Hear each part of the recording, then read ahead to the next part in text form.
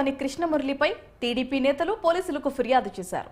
CM Chandrababu, deputy CM Pawan Kalyan, Nara Lokesh, TTD chairman BR నాయుడుపై అనుచిత వ్యాఖ్యలు చేసినట్లుగా తమ ఫిర్యాదుల్లో వెల్లడించారు.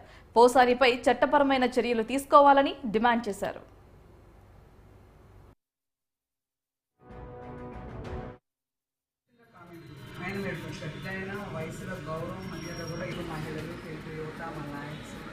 అందరూ కూడా దీని మీద నిర్ణయం తీసుకొని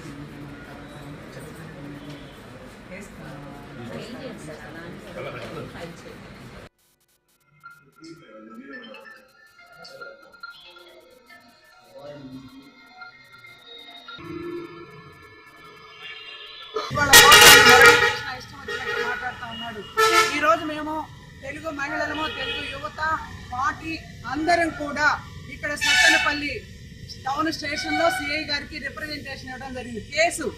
కేసు పెట్టమని, అది ఫైల్ చేయాలి, పోసాని మురళీ కృష్ణని అరెస్ట్ చేయాలి, చట్టపరంగా యాక్షన్ తీసుకోవాలని చెప్పి మేము ఈరోజు అందరం కూడా ఇక్కడ పోలీస్ స్టేషన్కి రావడం జరిగింది.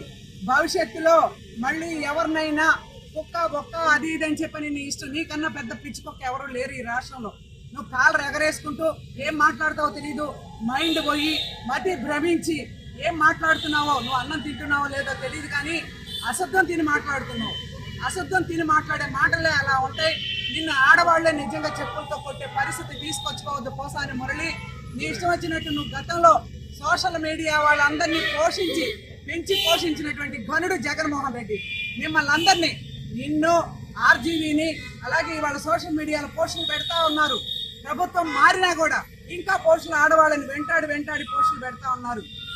ఇవాళ మీ సోషల్ మీడియాలో వర్రా రవీంద్రారెడ్డి మాట్లాడుతూ ఉన్నాడు స్టేషన్లో కూర్చొని, నన్ను ఇబ్బంది పెట్టద్దు, మాకు డబ్బులు ఇచ్చి జీతాలు ఇచ్చి మమ్మల్ని పోషించి సోషల్ మీడియాలో మహిళలు ఇష్టం వచ్చినట్టు తిడితే ప్రమోషన్లు ఇస్తామని చెప్పి మాకు పార్టీ చెప్పింది కాబట్టి వైసీపీ పార్టీ మేము పెట్టాము, మమ్మల్ని ఇబ్బంది పెట్టద్దు, మేము నిజాలు ఒప్పుకుంటామని చెప్పి సజ్జల ఇంకొకడు అందరూ కూడా వైసీపీ నాయకులు, మంత్రులతో సహా, ఎమ్మెల్యేలు, మంత్రులు, ఒకళ్ళలేదండి, యంత్రాంగం మొత్తం కూడా